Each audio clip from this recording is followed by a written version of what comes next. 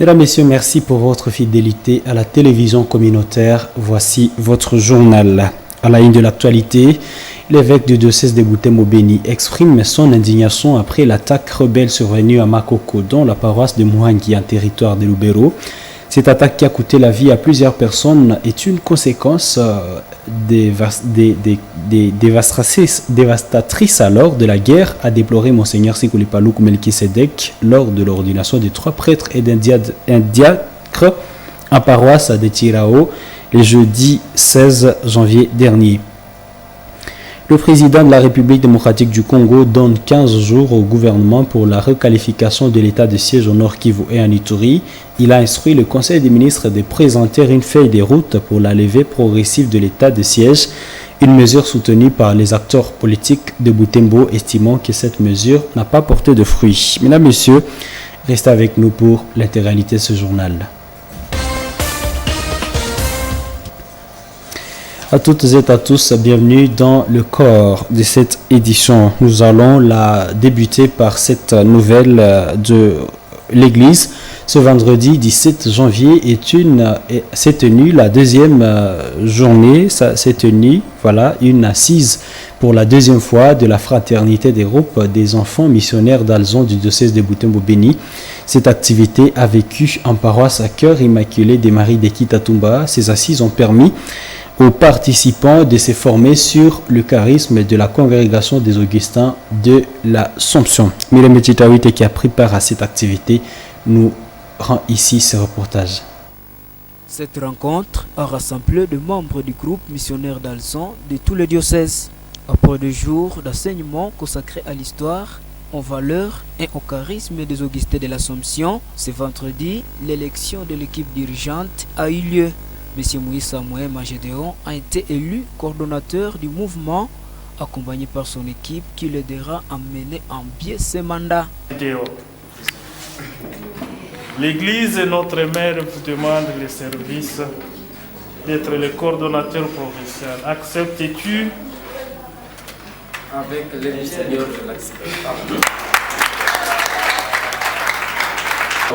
Nous avons été appelés par le Seigneur et il pourra aussi nous tenir la main au courant de la période où nous allons rendre service dans notre fraternité.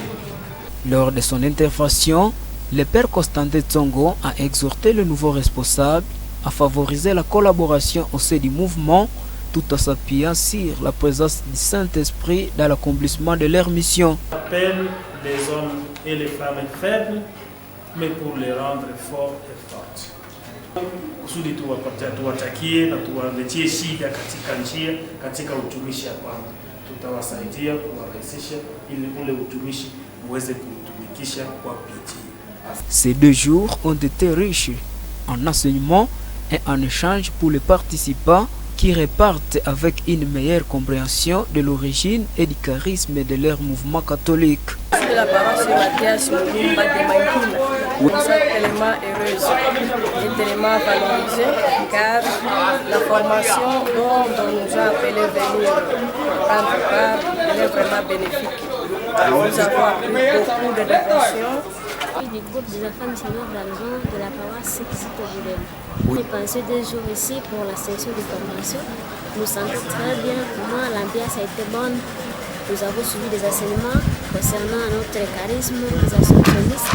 Les assises se sont clôturées dans l'après-midi par une célébration eucharistique, un moment de prière et de communion avant la séparation des membres. Tentative d'incendie de l'école primaire Mutanga la soirée de jeudi 16 janvier. Les bandits, dont l'identité reste inconnue, ont mis du feu sur le bâtiment de cette institution scolaire, brûlant ainsi des manuels, des ouvrages, des écoliers. Ce feu a été vite maîtrisé par les voisins, nous rapporte ici Grace Kaniki qui a été sur les lieux de drame ce matin.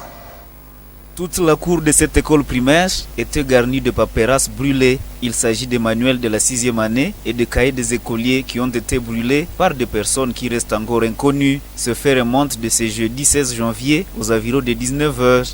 Pourtant bien clôturé, des renseignements sur place soutiennent que le malfrat se serait faufilé dans cet espace situé au coin de l'enclos avant d'accéder à l'intérieur de la cour. Ils ont alors tenté de mettre du feu dans 3 différentes salles de classe. La plus touchée, c'est cette salle de la 6e année. Tous les manuels, voire les tableaux qui s'y trouvaient, ont été brûlés. Les voisins qui ont constaté le dégât sont vite intervenus pour éteindre le feu avant qu'il ne s'étende. Le responsable de l'EP Mutanga n'en revient pas.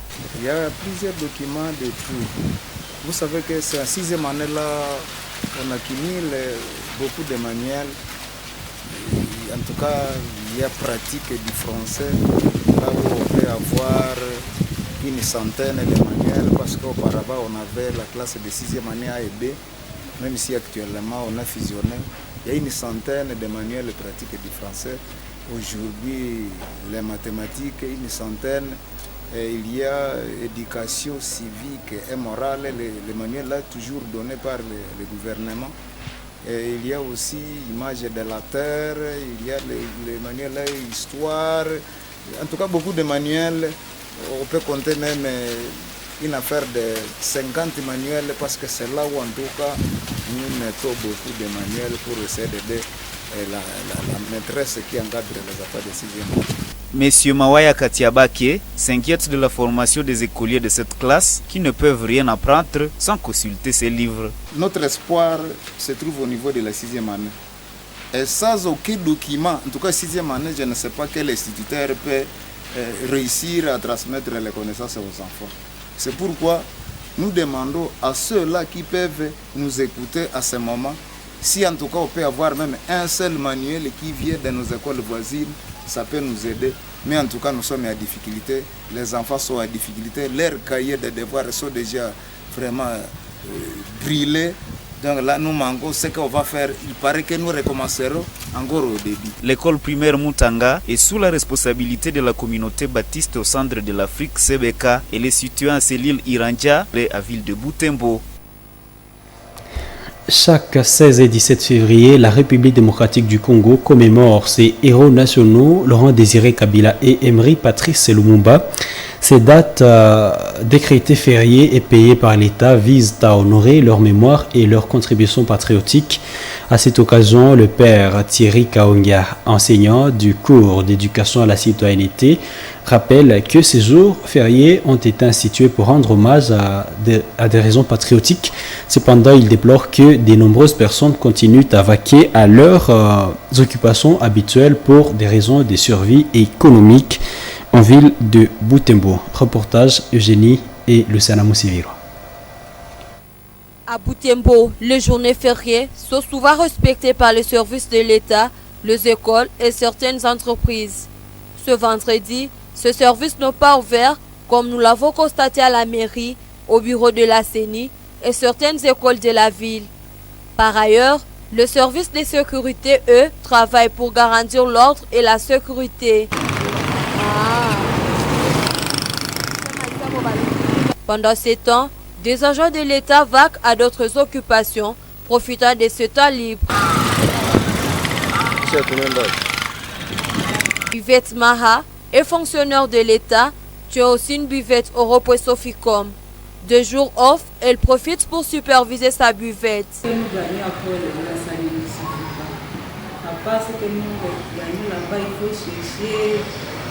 De gauche à droite pour trouver d'autres activités supplémentaires pour nous aider à servir. C'est pourquoi même si je suis là, je m'occupe aussi de cette activité. Je suis la responsable de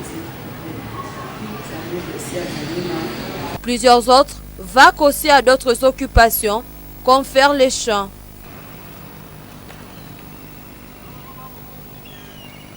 Pourtant, les journées fériées ont été instituées pour honorer la mémoire de héros et perpétuer leur lutte, a dit le professeur Thierry Kaonga, enseignant de droit et éducation à la nouvelle citoyenneté à l'UAC. C'était symbolique du peuple.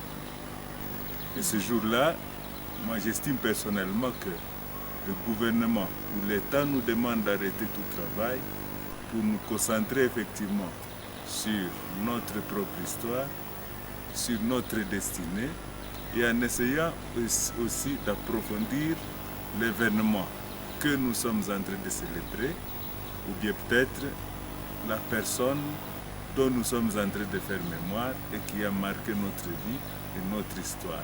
Le gouvernement congolais devrait capitaliser ces journées pour enseigner des valeurs morales et civiques à leurs citoyens, surtout à la jeunesse, a suggéré le professeur Kaonga Thierry.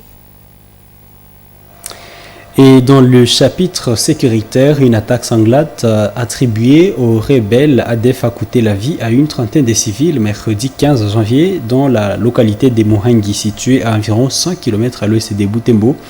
Ce bilan provisoire rapporté par la société civile locale évoque également une psychose généralisée et des déplacements massifs des populations depuis la soirée de ce même mercredi. Le récit avec Delphin Voyer. Selon les sources locales, l'attaque a eu lieu aux alentours de 16h du mercredi 15 janvier. Les rebelles ont tué 32 civils à la machette, parmi lesquels le chef du groupement de Boulengia, assassiné à Mapanga et village voisin, alors qu'il revenait d'une mission d'itinérance.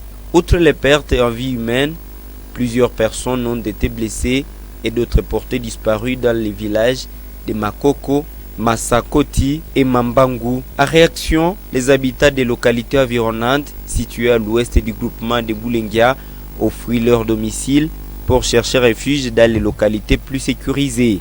Face à cette situation dramatique, le comité local de la protection communautaire de la chefferie de Bassouara appelle les autorités militaires à intensifier leurs efforts pour traquer les ADF dans cette région, à croire la radio Okapi. Il demande également que cette menace soit traitée avec la même priorité que celle des rebelles du M23. Contacté par Radio Okapi, le porte-parole militaire de la région a confirmé cette attaque tout en réservant de fournir davantage les détails pour le moment. Et l'évêque du diocèse de Butembo Beni a exprimé son indignation après cette attaque rebelle dont nous faisons mention si haut dans la paroisse Muhangi en territoire de Lubero, attaque qui a causé plusieurs pertes en vie humaine lors de l'ordination de 3 prêtres et un diacre et en paroisse de Tirao le jeudi 16 janvier dernier. Monseigneur Sikuli Palouk Melkisedek a déploré les conséquences dévastatrices de la guerre et des massacres sur les développements. Selon lui, aucun progrès n'est possible dans un contexte marqué par l'insécurité et la violence. L'ordinaire du lieu a ainsi lancé un appel à tous pour devenir des artisans de paix et promouvoir une coexistence harmonieuse dans cette région proie à l'insécurité. Ces propos ont été recueillis par Samuel Wainda.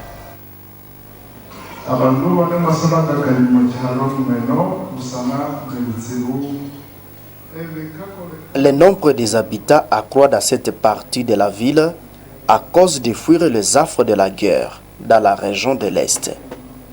Hier, nous avons appris que des civils ont été à nouveau décapités à paroisse de Muhangi. Les gens se déplacent des cantines Mangorejipa et Ndiapanda. Nous pensons que la paix était déjà rétablie. Par surprise agréable, nous avons appris encore un cas de massacre à Muhangi. Par habitude, nous disons que ceux qui tuent des civils sont des ADF. Nous ne pensons pas que tous ces égorgeurs sont des étrangers. Parmi eux, il doit y avoir des personnes de chez nous qui collaborent avec l'ennemi et se déguisent à ADF. Qui offensent à leurs semblables, tous ceux qui offensent à leurs semblables ne sont pas différents des ADF. Beaucoup de groupes sont dans nos régions et vivent à tracasser la population. Ils exigent des paiements, des jetons dont on ignore la destination des recettes. Nous avons appris dans la parole de Dieu que pour servir les autres, il faut avoir été choisi et se sacrifier pour la cause des personnes que vous servez. Si vous commencez à tracasser les personnes que vous êtes censés sécuriser, vous êtes alors un ADF. Si ces gens sont parmi nous, qu'ils changent.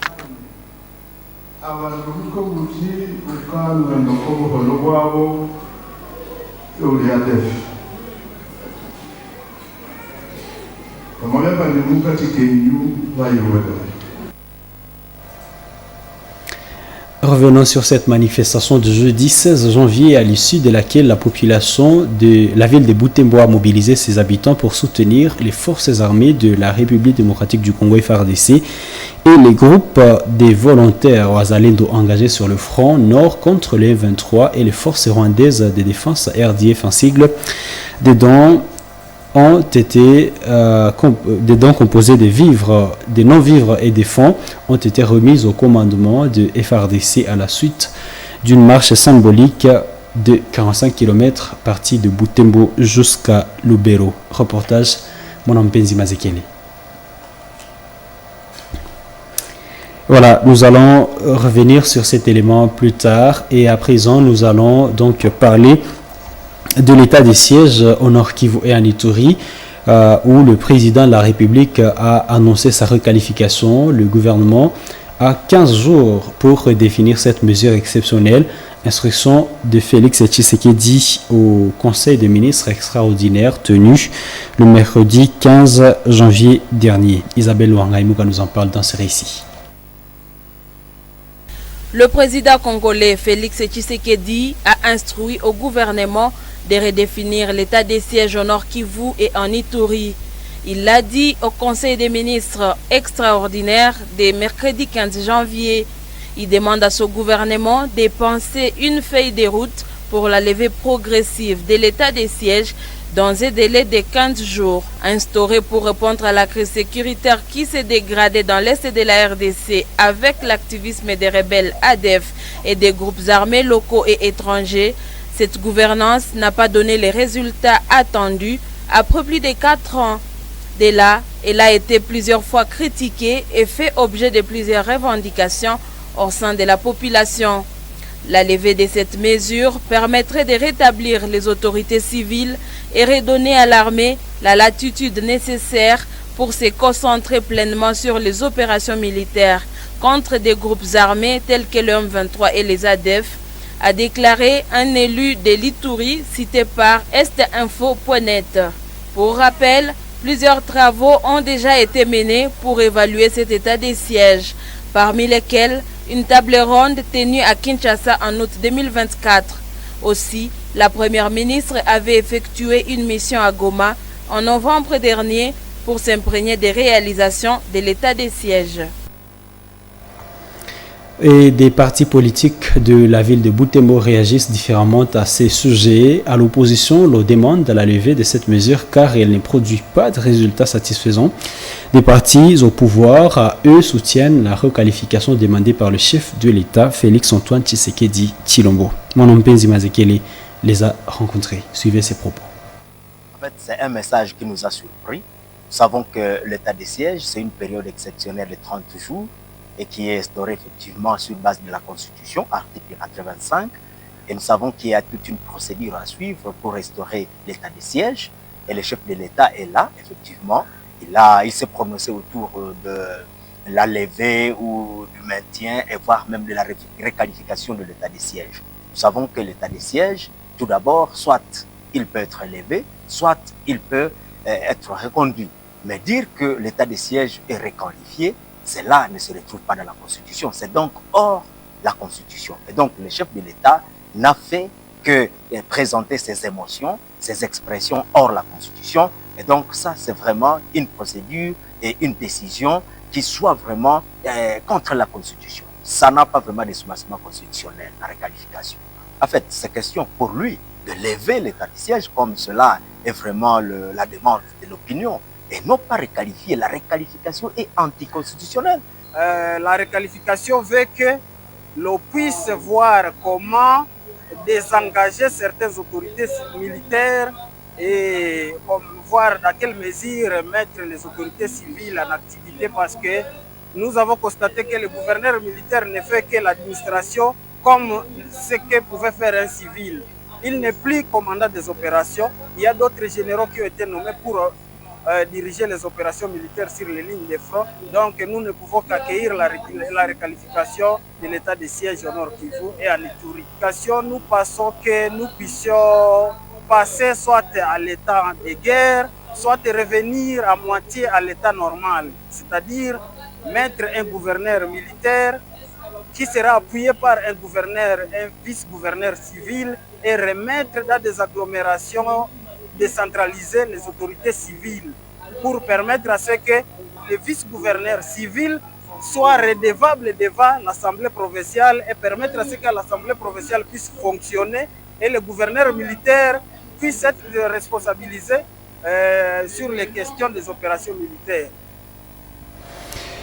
Et à présent, rendons-nous en ville de Béni où vous avez appris sûrement que 37 personnes ex-otages des ADF ont regagné leur famille le jeudi. Et ces personnes ont regagné leur famille après avoir passé plusieurs jours en brousse, comme nous rapporte ici notre correspondant à Béni, Delphin Mupanda. Nous précisons que Katungu, c'est un nom d'emprunt. Mère de 4 enfants, il a passé 3 ans en brousse aux côtés des ADF avec ses enfants. Ils avaient été enlevés en secteur de Rwenzori lors d'une incursion des ADF qui ont tué son mari. Quelques mois plus tard, son fils a également été tué en brousse afin qu'elle ne soit séparée des autres. Elle est revenue l'année passée, elle vit bien avec sa famille. Malgré le faible pouvoir des revenus pour la famille, sa joie est de retrouver ses proches, notamment sa sœur, chez laquelle elle vit aujourd'hui après plusieurs mois de séparation. Elle va du thé et le baigner chaque matin pour sa survie et celle de sa famille. J'ai passé 3 ans en brousse dans une vie pénible. Nous dormions souvent, même 7 jours sans manger, en ne buvant que de l'eau. Il arrive des fois qu'on manque même cette eau à boire. Des affrontements réguliers et marcher chaque jour au milieu des jours et des nuits. Nous avions profité de nous enfouir pendant les voyages. J'étais bien accueilli en famille et je trouve une très grande différence par rapport à la vie que je menais en brousse. Même si la famille a aujourd'hui un faible pouvoir de revenus, je me sens heureuse et remercie Dieu de vivre encore avec elle. Il n'y a pas que Katungu, plusieurs centaines de personnes jadis associées aux ADF ont été resserrées dans la communauté. Le mois dernier, l'organisation américaine Bridgeway, spécialisée dans les renseignements contre ces groupes armés, a révélé avoir resserré plus de 790 otages et rendu les ADF dans la zone. D'après Jérémy Katondolo, son responsable en RDC, c'est grâce à des séances de sensibilisation à la reddition des combattants et des opérations militaires des armées congolaises et ougandaises menées dans la zone depuis des ans. Alors s'il n'y a pas des opérations militaires qui frappent, les gens n'ont pas l'opportunité de quitter. C'est pas non seulement qu'ils n'ont pas la volonté, mais ils n'ont pas non plus de chance et des opportunités de quitter. C'est pourquoi nous travaillons en appui aux opérations militaires. Nous avons développé 2 aspects avec les IDC d'abord. C'est sensibiliser la communauté et aussi accueillir les rendus. Selon le désarmé, le groupe d'experts des Nations Unies, ces opérations ont permis de détruire plusieurs bastions stratégiques des ADF, la capture ou la neutralisation de plusieurs de leurs commandants. Et voilà, mesdames et messieurs, nous vous l'avons annoncé que nous voudrions revenir sur cette manifestation du jeudi 16 janvier, à l'issue de laquelle la ville de Butembo a mobilisé ses habitants pour soutenir les forces armées de la RDC, FARDC et les groupes des volontaires dits Wazalendo qui sont engagés sur le front contre les M23 et leurs alliés RDF. Des dons importants composés de vivres, des non-vivres et des fonds ont été remis au commandement des FARDC à la suite d'une marche symbolique de 45 km partie de Butembo jusqu'à Lubero. Reportage Monampenzi Mazekele. Tout a commencé au rond-point VGH à 8h de ce jeudi. Une foule impressionnante s'est réunie, composée de membres des mouvements citoyens, des groupes de pression et des structures de la société civile.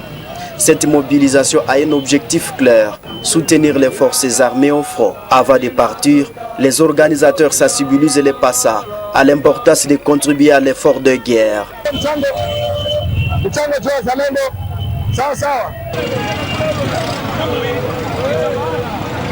Mlete mchango sisi wote wakati wa Butembo, mlete mchango jo wazalendo, mchango jo wazalendo na FARDC. Kongoni yetu. Merci.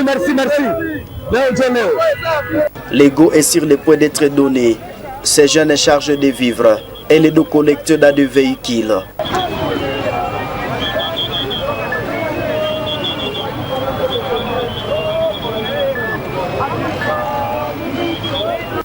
La marche débute et suit la rue Président de la République, tronçon de la route nationale numéro 2, envahi par une foule enthousiaste, scandant des chants patriotiques.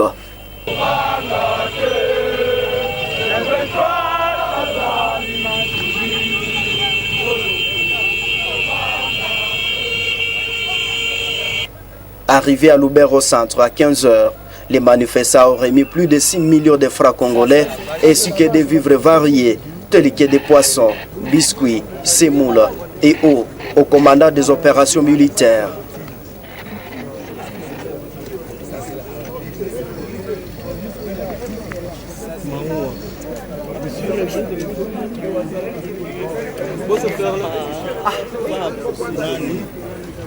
Lors de la cérémonie de remise symbolique des dons, les organisateurs ont insisté sur un message clair, pas question de cesser le fait.